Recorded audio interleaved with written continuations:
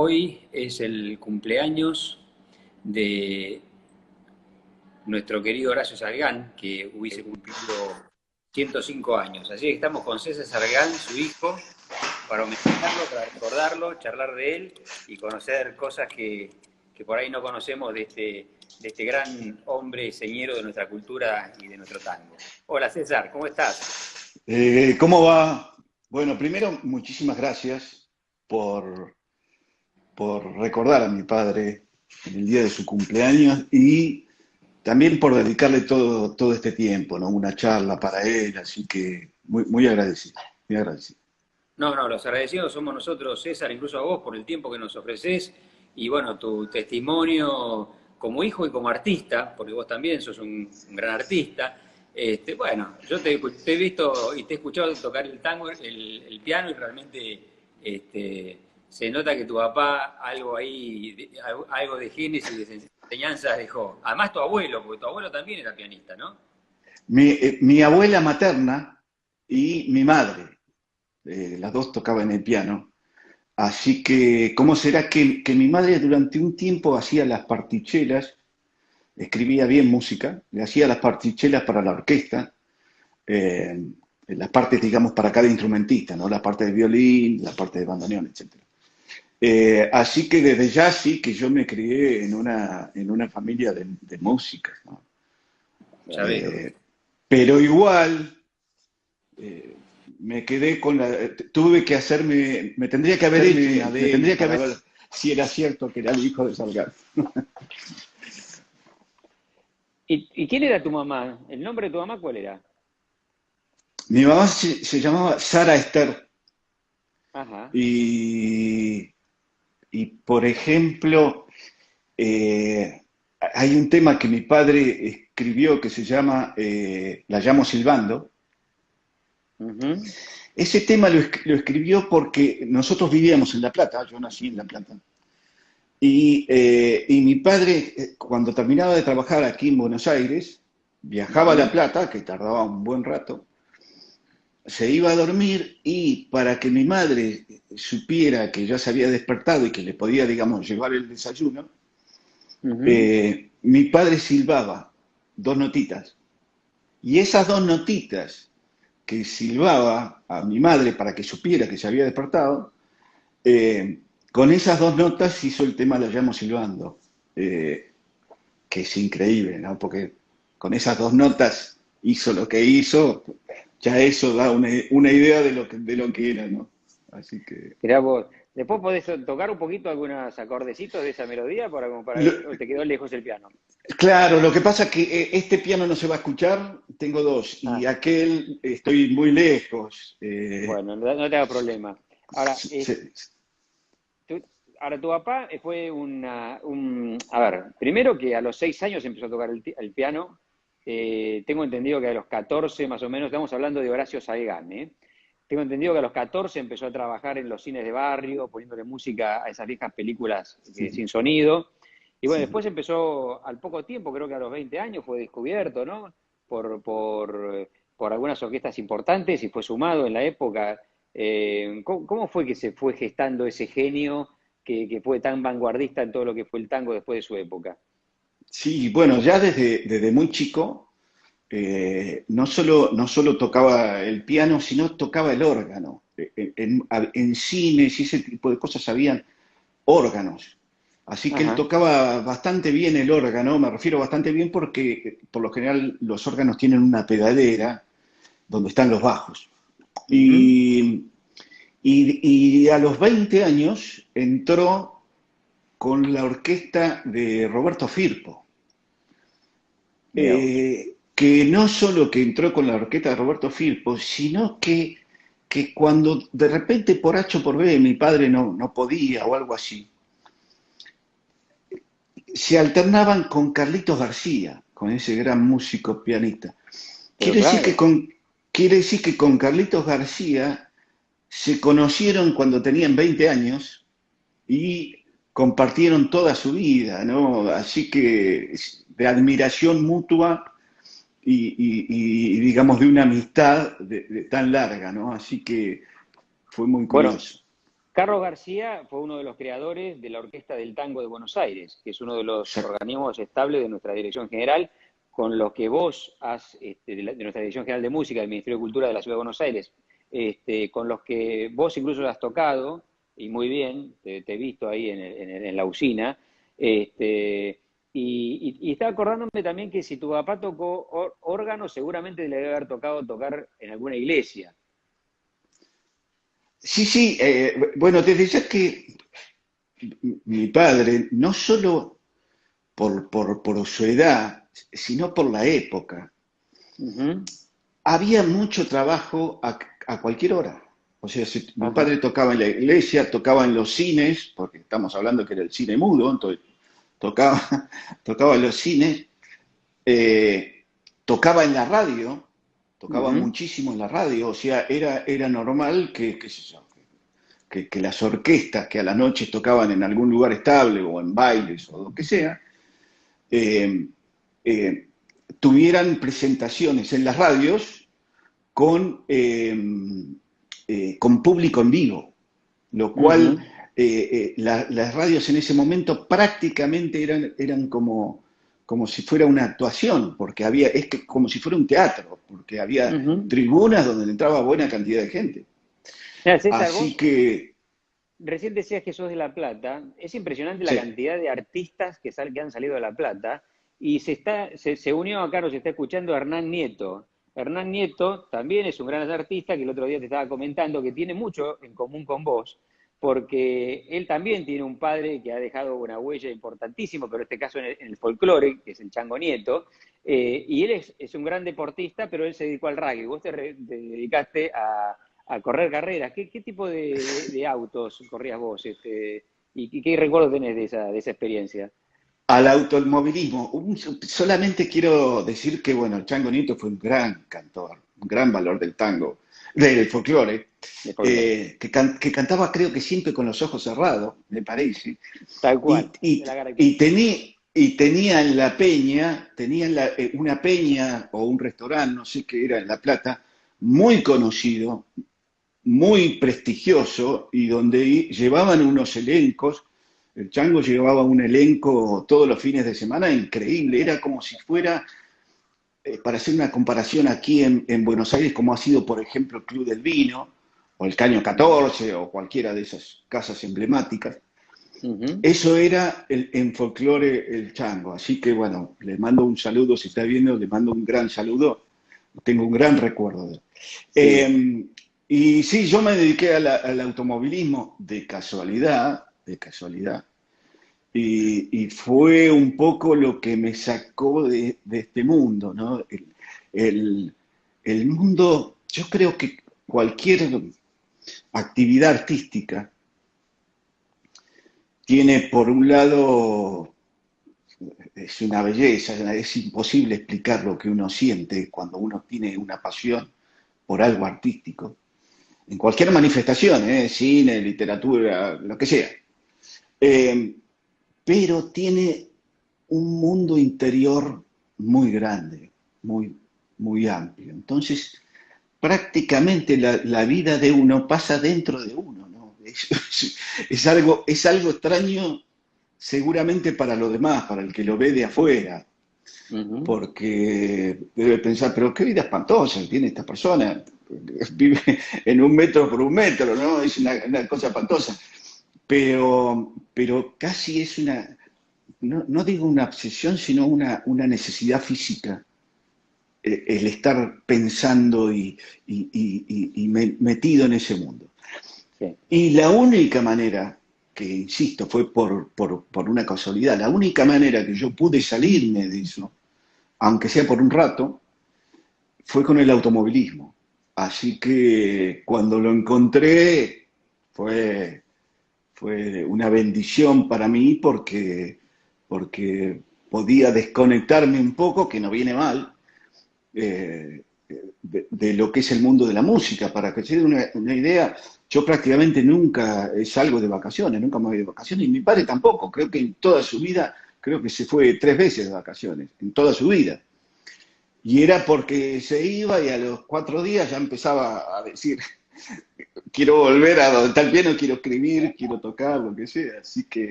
Bueno, eso te Así que habla sí. también de, como vos decís, que las apariencias engañan, ¿no? Porque mientras uno puede ver, mira, esta persona, como vos recién decías, vive en un metro por un metro, pero por otro lado, por dentro hay el arte y la cultura te genera un universo tan vasto por dentro de creatividad y de sentimientos y de intelectualidad, que evidentemente la persona que tiene esa vocación no percibe ese encierro para nada.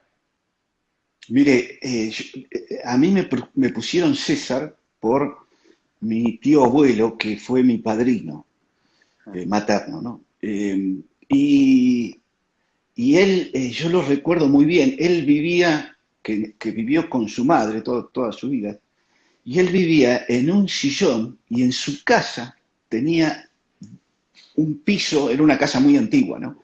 Un piso y un entrepiso que todo eran libros, todas las paredes eran libros.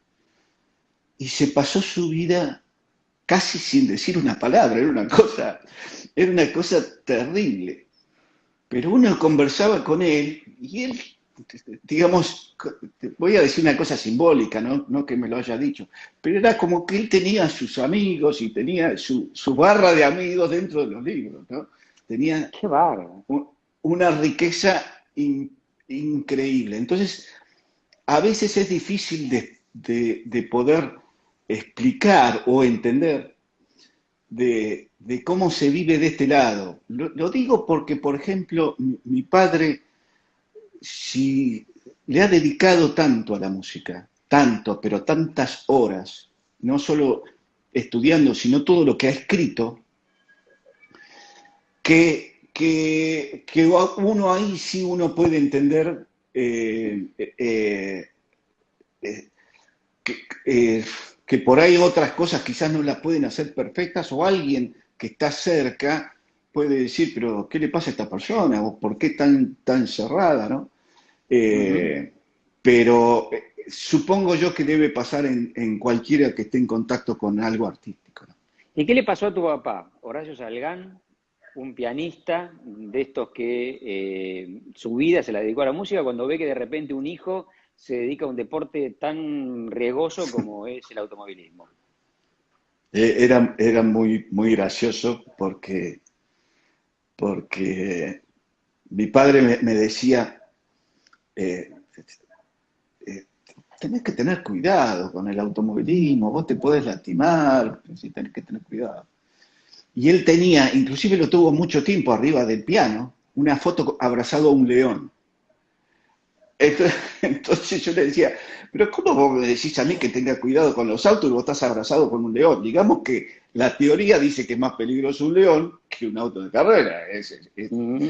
Así que, digamos, yo le retrucaba ese comentario, ese comentario, ¿no? Depende el león, depende el auto, ¿no? Y depende la muñeca del que lo maneja. Claro. César, acá quería un poco recordar la parte, digamos, tu papá fue un músico de tango, pero no fue un músico, digamos, que haya pasado, como muchos grandes músicos, pero que pasan como grandes músicos. Tu papá además fue un vanguardista. Quizá la figura de tu papá no está tan recordado como un gran vanguardista, porque después digamos, el máximo exponente del vanguardismo pasó a ser Piazzolla, con quien tu papá ha compartido escenario y grabaciones, ¿no? Pero él también fue un vanguardista y tengo entendido que en su momento, por esa razón, fue despedido tanto de una radio, creo si no mal no recuerdo, Radio Belgrano, como de el sello RCA. ¿Vos tenés algún recuerdo, alguna referencia de eso? Sí, eso fue cuando lo llevó a Edmundo Rivero, porque, digamos, en esa época, hablando de ese hecho puntualmente, en esa época, digamos, los cantores eran como los galanes, ¿sí? Del tango. Ujú. Era una figura que la presencia de un cantor, digamos, era parte de esa magia que tenía una orquesta. Y, digamos, bueno, y el dueño de la radio le dijo que inclusive los cantores no tenían la voz gruesa o esa tonalidad tan grave que tenía Edmundo Rivero. Entonces, el dueño de la radio dijo que, según cuenta mi padre, ¿no? Dice que le dijo que el cantante era muy feo y que él tocaba peor, o sea, que él tocaba muy mal. El problema era con que no le gustaba Edmundo Rivero y mi padre le dijo a la orquesta, si se va él, nos vamos todos, y se fueron. Eh, y Mirá después vos. Edmundo Rivero fue quien fue, ¿no?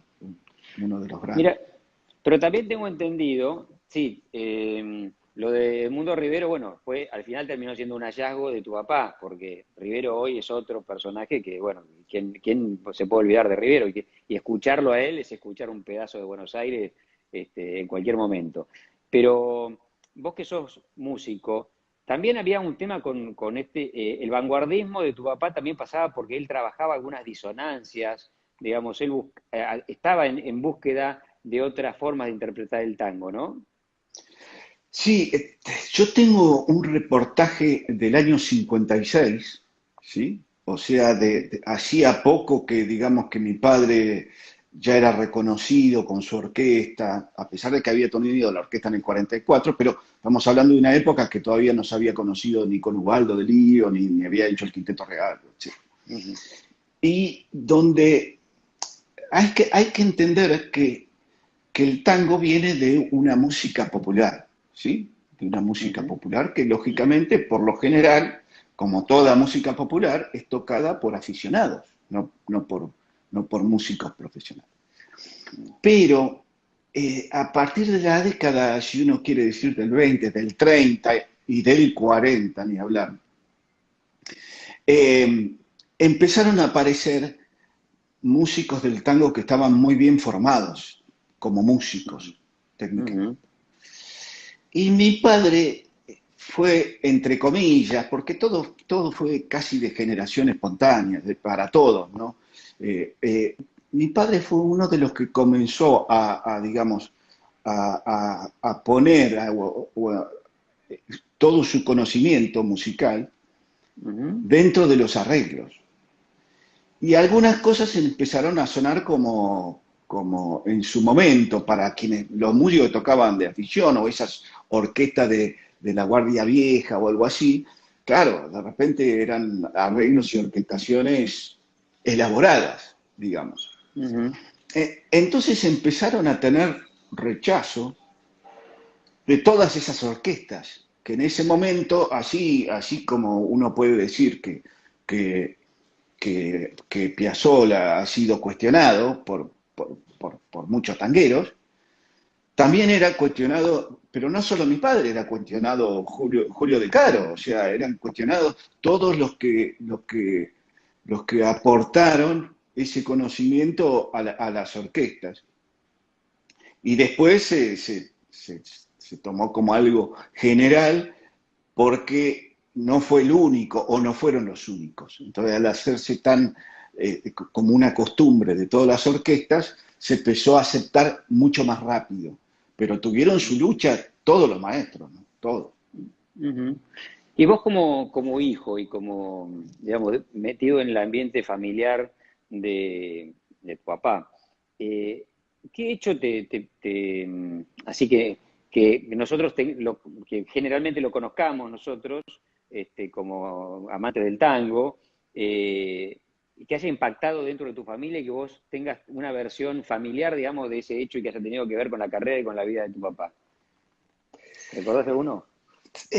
No sé si un hecho, yo más que todo lo que recuerdo, o mejor dicho, lo que me quedó como enseñanza es su forma de pararse frente a la música.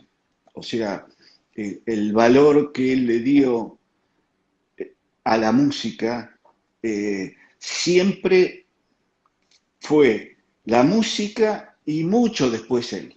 O sea, mucho después su conocimiento, su forma de tocar el piano, todo eso para él era como una segunda importancia, ¿sí? Él lo que quería era tratar de que esa música suene lo mejor posible según su idea, ¿no? O sea, según lo que a él le hacía sentir bien. Entonces eso para mí fue una enseñanza eh, única, porque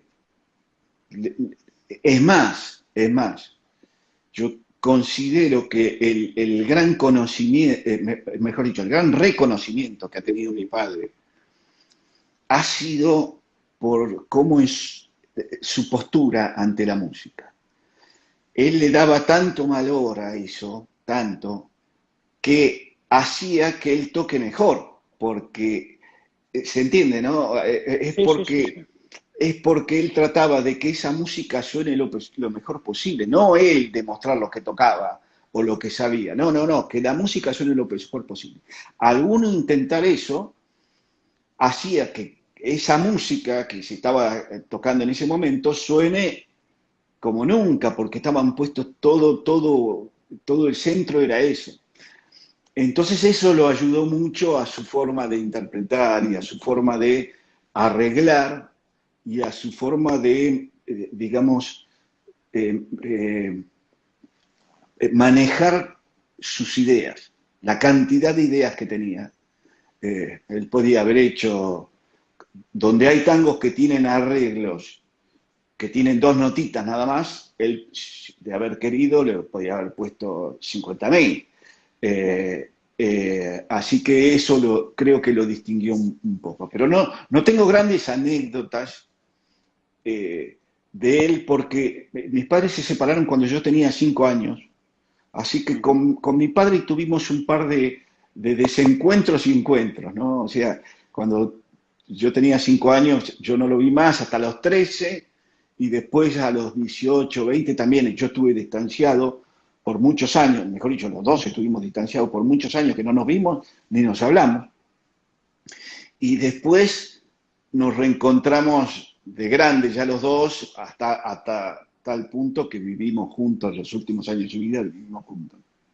Hicieron una película juntos, ¿no? Sí, Salgar y Salgar, ¿no? Yo sí, no sí, la pude ver todavía, no sé yo cómo quedaron. tampoco, yo ¿Vos tampoco. tampoco? No, no, no, no, no. Eh, sí, es una locura porque, o sea, es una locura para mí, ¿no?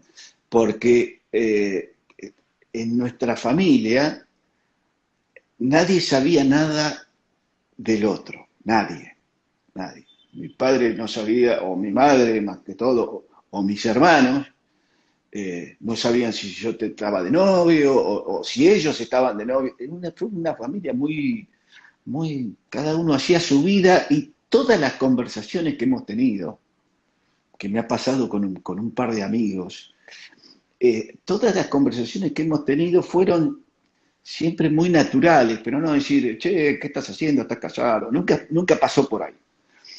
Eso significa que ni mi padre ni yo fuimos de contar nada de nuestra vida, ni siquiera entre nosotros, o sea, ni yo con mi padre ni mi padre conmigo, de Ujú. contar esas cosas personales, ¿no? Nunca hemos hablado de eso. Y de repente la confianza de la directora Caroline Neal, que todo empezó porque le quiso hacer una nota a mi padre o una cosa así, y me usó a mí como nexo para que yo, porque a mi padre no le gustaba dar notas, pero por timidez, no porque no quisiera, sino por timidez. Entonces me usó a mí como nexo para que acepte las notas. Entonces mi papá me dice, bueno, pero hacemos una cosa, porque había que filmarlo varios días para hacerle notas a él, ¿no? Entonces, pero hacemos una cosa, si la hacemos los dos, si querés, sí, porque eso a mí me da cosa estar hablando en una cámara, no me gusta. Bueno, y ahí fue como nació. La cosa está que pasamos de que nadie sepa nada de nuestras vidas a que hicieran una película de nosotros, lo cual podré imaginar que, sobre todo por eso no la quiero ver, ¿no? A ver qué dije o qué dijo. Se acabó el Mira, hermetismo familiar. claro, por eso pasamos de que nadie, de que entre nosotros no sabíamos nada del otro y ahora están en un cine, es una cosa de loco, ¿no? Y escúchame, ¿y ese hermetismo o ese distanciamiento impidió que él te transmitiera algunas técnicas o algunos conocimientos en el piano o hubo oportunidad de hacer intercambios de ese tipo? No, no, no, todo ese distanciamiento era, digamos, somos pocos demostrativos, ¿sí? Pero eso no significa que no exista un afecto o que uno por dentro tenga el amor más grande que pueda sentir. Eh, yo por ahí con él no pude estudiar, aunque hubo pianistas como Nicolás Ledesma, Andrés Linesky, hubieron varios pianistas que pudieron estudiar con mi padre. Yo no pude estudiar con él por la confianza que yo tenía con él, ¿no? O sea, Ujú. yo viviendo en La Plata lo iba a ver y trataba de estudiar. Hay que pensar que yo no soy pianista, ¿no? Yo tocaba el bajo, yo soy bajista. Y cuando uno estudia en el conservatorio un instrumento como el bajo, a uno lo obligan a estudiar un instrumento armónico, que podía ser el piano o la guitarra, y yo elegí el piano. Así que en su momento, siendo yo chico, me acerqué a mi padre para decirle a ver si me podía enseñar algo. Pero cada vez que empezábamos la clase, de repente yo tocaba algo y mi padre se sentaba en el piano para tocarlo y decirme por ahí cómo debía corregir. Y entonces cuando se sentaba en el piano, de repente tocaba dos o tres notas y decía, ah, dice, esto me hace acordar, ¿te acordás aquella obra de Brahms? Y se ponía a tocar. Y era una maravilla. Entonces, por un lado, él tenía la confianza conmigo de que no era que me tenía que dar una clase, sino se ponía a tocar y seguía tocando. Y yo al mismo tiempo, aunque yo era un chico, lo escuchaba tocar a él y yo no podía creer lo que yo estaba escuchando. Entonces, yo de repente decía, bueno, mirá, me tengo que ir, qué sé yo, y me iba. A la otra semana lo mismo y así, y un día dije, mirá, yo voy a venir a escucharte tocar el piano y se acabaron las clases, porque yo durante la semana me preparaba así para tocar delante de él, que para mí era un compromiso muy grande. Claro. Pero, así que yo con él no pude estudiar, pero los últimos años que vivimos juntos, los últimos años de él, él tocaba acá todos los días. Y yo no solo, yo lo vi cómo arreglaba, que ya lo había visto años antes cuando hizo una obra que se llama Oratorio a Carlos Gardel con Horacio Ferrer, que eso, digamos, compartí con él todo el tiempo cuando lo compuso.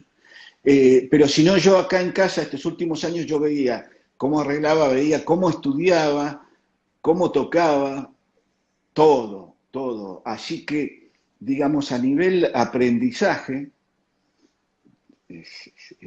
hice un curso avanzado de lo que es el piano, orquestación, etcétera, etcétera. Ahora, yo todo lo tengo acá en la teoría, de ahí a que yo lo pueda volcar, no, imposible. Pero que yo Ujú. aprendí con él, vi cómo se hace todo, ¿no? Ujú. Recién mencionaba a Andrés Lineski, me dijiste que fue alumno de tu papá. Bueno, nosotros hicimos Exactamente. con otro organismo que depende de la Dirección General de Música del Gobierno de la Ciudad de Buenos Aires, del Ministerio de Cultura, es la Banda Sinfónica de la Ciudad de Buenos Aires. Hicimos Ajá. unos conciertos de Gershwin, maravillosos, justamente, y al piano estuvo Andrés Lineski, y en un momento dado estuvo a dúo con Lito Valle, que fue en su momento era el director de nuestra banda sinfónica, excelente, así que Ah, bueno, si ven este video más adelante, le mandamos un gran abrazo y un saludo. Sabes que cuando vos me estabas recién hablando de tu papá, me acordaba de la definición del Mono Villegas, de lo que es un músico de raza, ¿no? En donde, como el músico de raza es un músico que justamente hacía lo que vos decís que hacía tu papá, ponía la música en primer plano y después él, ¿no? Que él tocaba por la música, no por el beneficio que podía llegar a tener a través de la música. Si venía un beneficio, fantástico, obviamente, todos somos seres humanos, pero eso es muy característico de los músicos del tamaño de tu papá. César, vos sabés que algo vi una vez le hicieron una entrevista a tu papá y le preguntaron sobre la procedencia del apellido Saigán. ¿Vos pudiste descubrir ese misterio? no, no, no, no sé qué ha respondido él, pero en las charlas íntimas que teníamos con él no tenía ni idea y yo tampoco. O sea, como, insisto, como yo soy, digamos, era el más chico de hermanos y qué sé yo, si mis hermanos no les interesaba, mi padre tampoco, bueno, a mí tampoco. Pero Ajá. no, él no tenía ni idea. Había algunos que le decían que tenía un origen árabe, otros le decían que tenía un origen francés, Ujú. otros decían que tenía un origen español. Y mi padre dice, no, yo no sé de dónde vengo, no tengo ni idea. Sí, sí, sí. Pero nunca se interesó. Es, es un tanto misterioso, ¿no? Él contestó en esa entrevista que un señor belga, una vez de apellido Sagan, lo contactó justamente y entonces él, pero por cuestiones profesionales, de música, digamos, y él aprovechó para preguntarle, ¿usted sabe la procedencia de nuestro apellido? No, justamente yo le iba a preguntar lo mismo, porque mi familia tiene el mismo misterio, no sabemos de dónde sale el apellido. Así Sí, sí, que una cosa muy fue la curiosa. coincidencia. A mí me empezó a escribir, hace años me empezó a escribir a través de Facebook y eso, gente de Tailandia, Ajá. donde primero me agregó uno que se llamaba Sargán y después me agregaron como 400. Yo dije, pero ¿cuánta gente que se llama Sargán en Tailandia? Así que, pero insisto, lo que a mí me llamaba la atención es que él no tenía, supongo yo que no tenía interés, no sé, no sé Ujú, qué era, o no tenía intriga de dónde venía, ujú. y tampoco se molestó mucho en averiguar. Ajá. ¿Y qué recuerdos tenés de Ubaldo de Lío, del Oh, gran dúo que hizo, y gran dúo y gran amistad, ¿no? Entre ellos dos. yo creo que el encuentro de esos dos fue algo mágico y gracias a Dios que existió por el bien de los dos, ¿no? Eh, Porque eso era, mi padre estaba trabajando en un lugar que no sé si era Jamaica, no recuerdo, y Ubaldo estaba trabajando cerca en otro lugar, acompañando a un músico, no sé si tocaba jazz, un grupo de jazz o algo así. Y cuando Ubaldo terminaba de trabajar, lo iba a ver todas las noches a mi padre. Y resulta que en el lugar ese prácticamente no había nadie. No había nada. Entonces de repente mi papá se ponía a tocar o solo o algo así. Y un par de veces Ubaldo le dijo, eh, eh, toquemos un rato juntos, porque no había nadie, ¿no? ¿Cómo no? Y cuando se ponen a tocar, Ubaldo tenía todos los arreglos de la orquesta, todos en la cabeza, todos. Entonces, todo aquello que no hacía mi padre tocaba la parte de piano, y Ubaldo trataba no tenía como el concepto eh, de guitarrista, sino tocaba lo que hacía el bajo, más lo que hacía más un acompañamiento lógico de la guitarra, más frases del bandoneón o frases de la cuerda. Bueno, entonces mi padre decía, pero Ubaldo, ¿cómo sabe todo eso? Y dice, ¿cómo no lo voy a saber si lo escucho todos los días? Bueno, y ahí eso fue que se junten a tocar, es más, creo que fue en ese mismo lugar, donde había venido a actuar a Buenos Aires Ella Fitzgerald. Ujú. Y Ella Fitzgerald fue a verlo, a tocar a mi padre, y entonces estaba tocando con Ubaldo, y en el lugar no había nadie. Estaba mi padre, Ubaldo y Ella Fitzgerald en el Él, público, en una mesa él, sola. Ella Fitzgerald, la famosa cantante de jazz. Exactamente, Bien. exactamente. Entonces, Norteamericana ella. exactamente, entonces estaba solita, sola en una mesa, y para colmo, mi padre no sabía hablar inglés, entonces decía, a mí no me quedaba otra que saludarla y tocar el piano. Y tocaron con Ubaldo, y Ella Fitzgerald fue la que hizo, digamos, las conexiones para que el dúo grabe su primer disco, que creo que se llamó Al Buenos Aires de las 3 de la mañana, que es un tango de Adolfo Ábalos.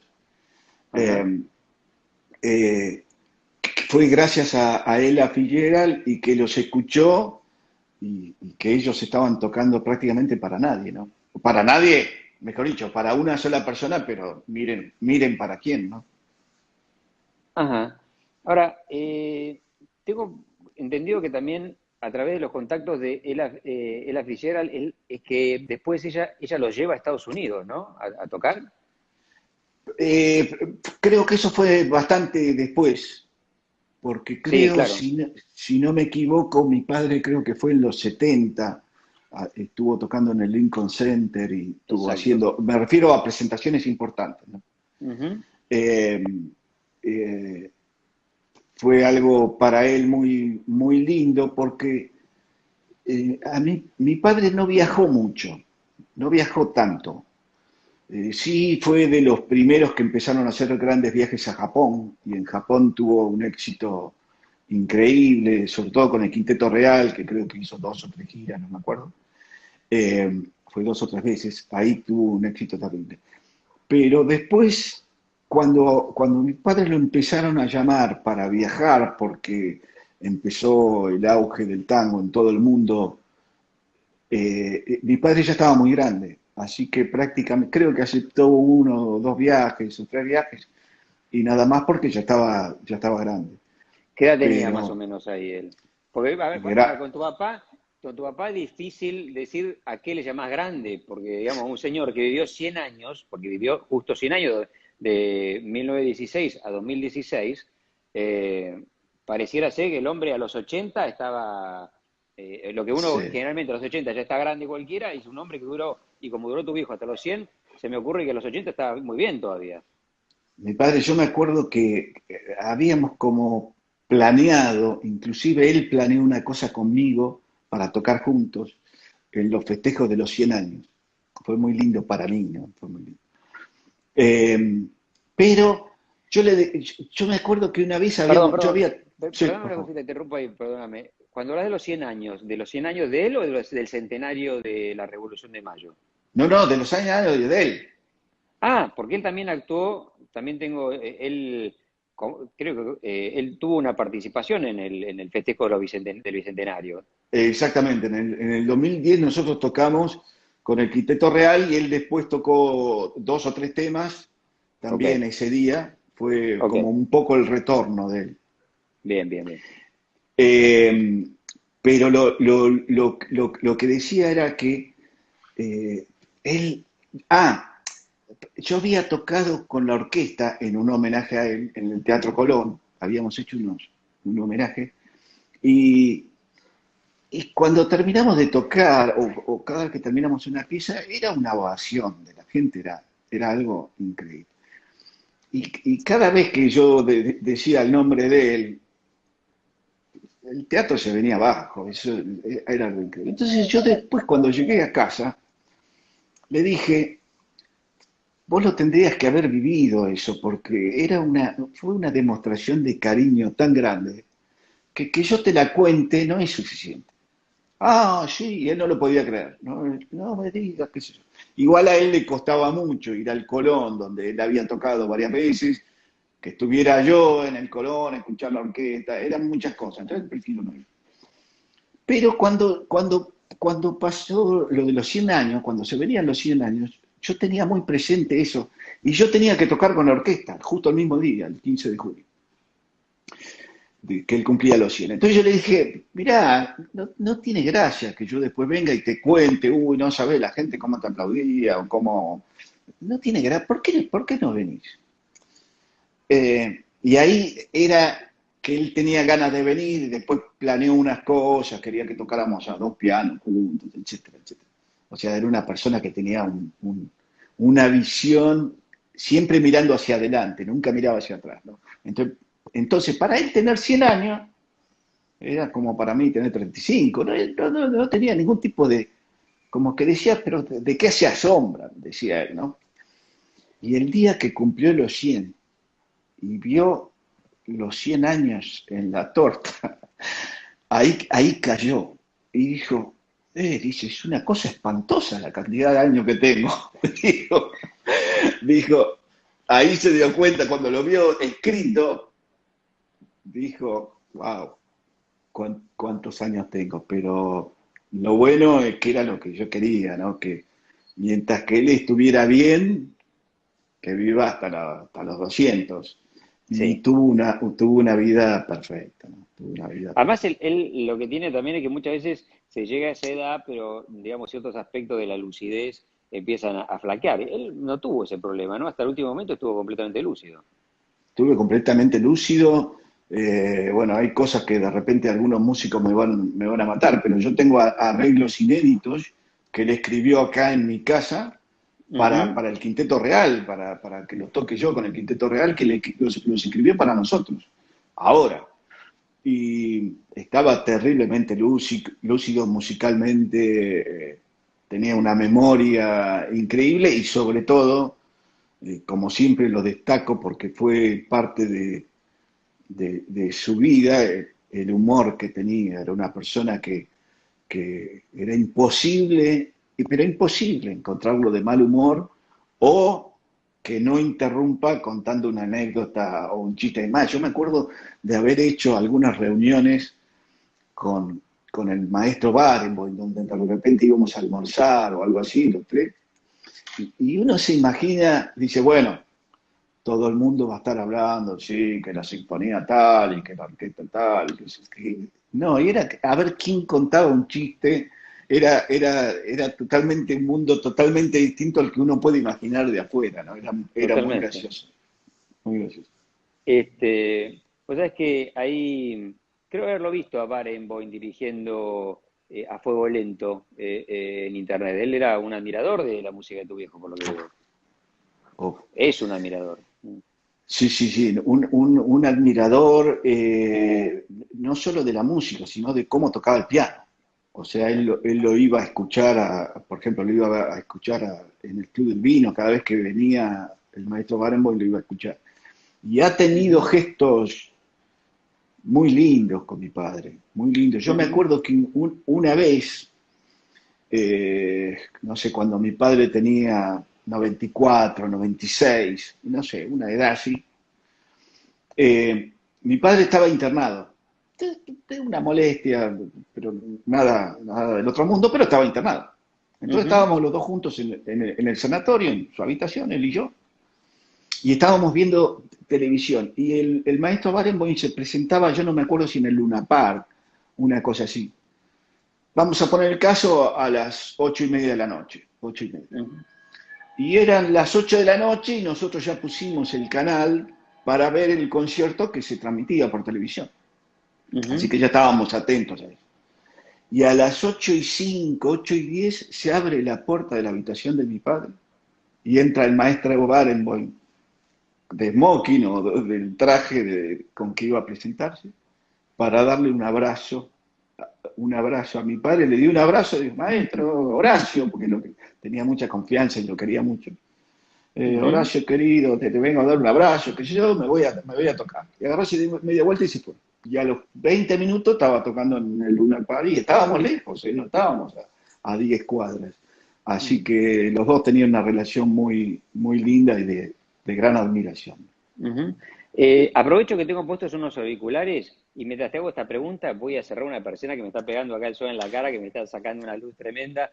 Mientras te quiero preguntar una cosita, César. La ¿Cómo? familia de Horacio, porque esto es algo que no, este, que al menos yo no tengo ni idea. Vos hablaste de que tenés unos hermanos. Sí, ¿Tuvo otros hijos, Horacio?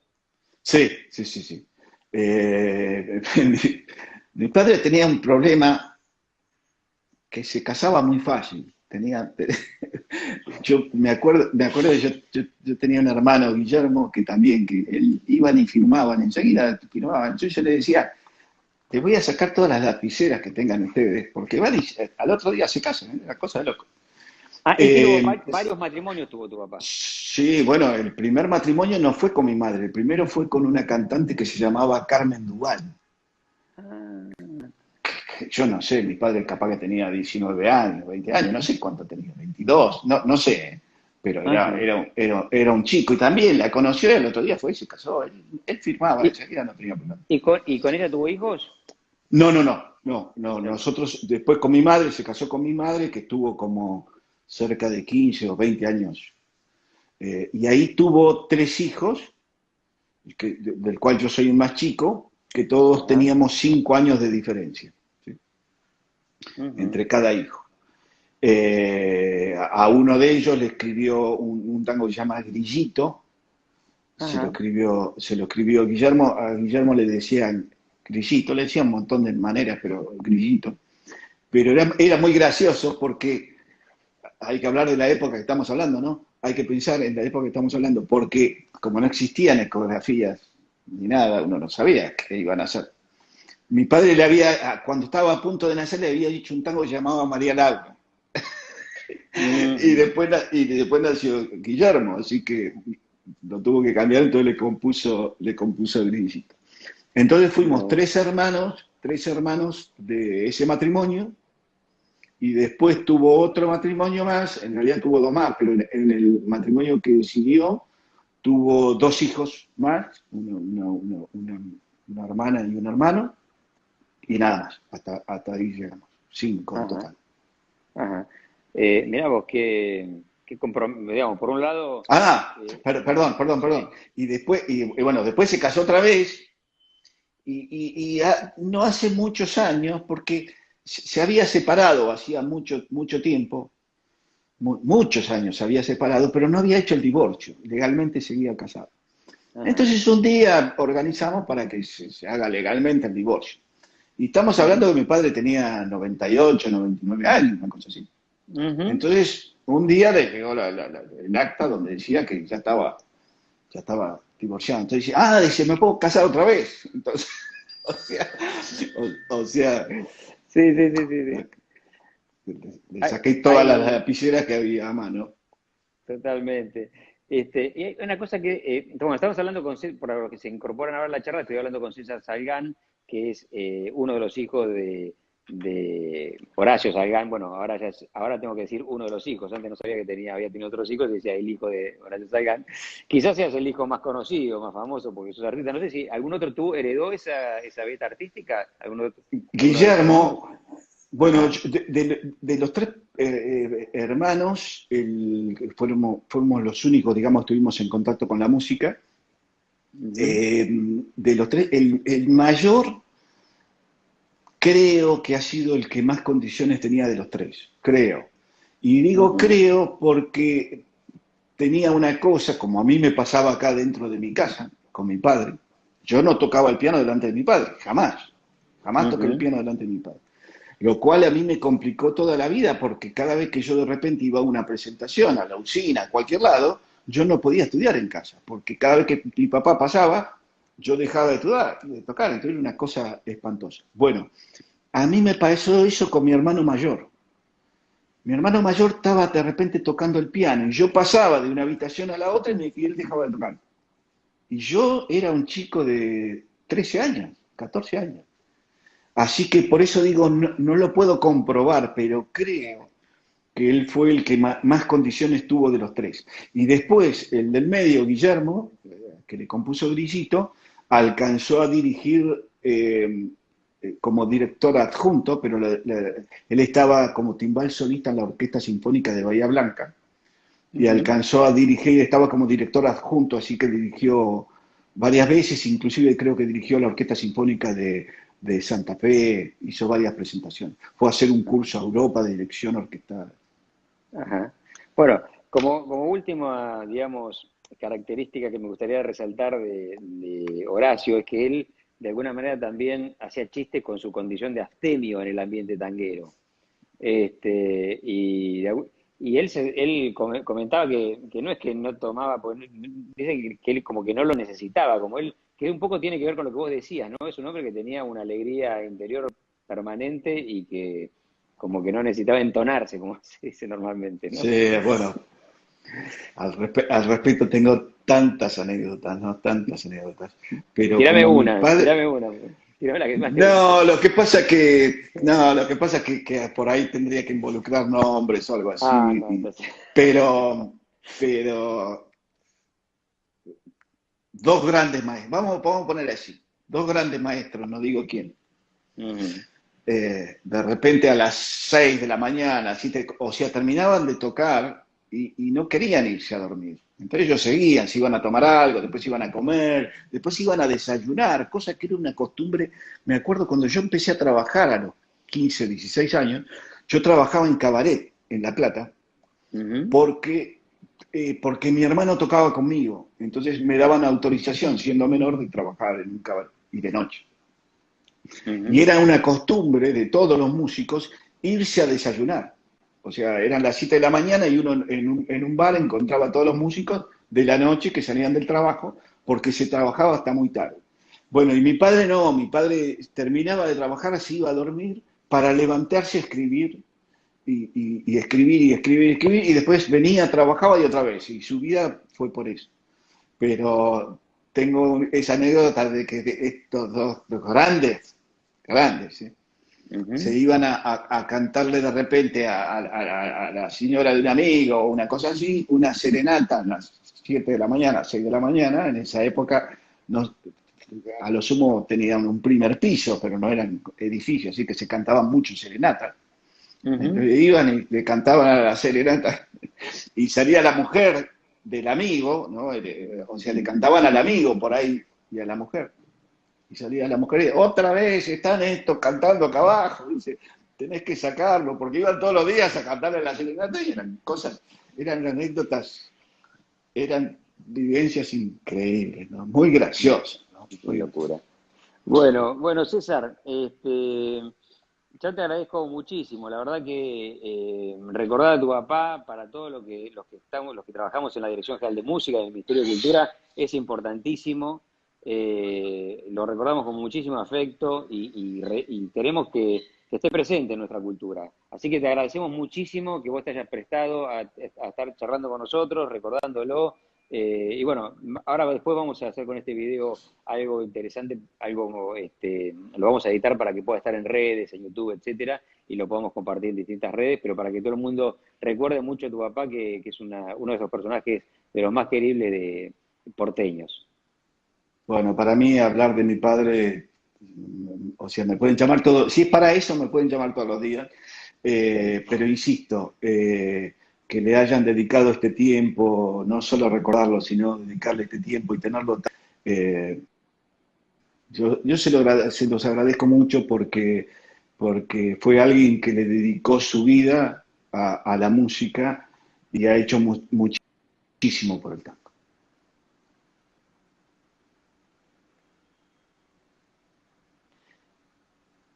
Y lo importante que es, y lo importante que es para nosotros, perdóname porque se entrecortó un poquitito el Sí, sí, audio sí, recién. por eso yo no sabía qué pasaba, sí. Ok, no, simplemente te decía que lo importante es esa dedicación que tu papá tuvo, que le dedicó su vida al tango y a la música, porque la verdad que lo importante que es para nosotros como porteños y como argentinos, esa identidad que él, de alguna manera, a la cual él contribuyó y nos da, entre otras cosas, un sentido estético a nuestras vidas.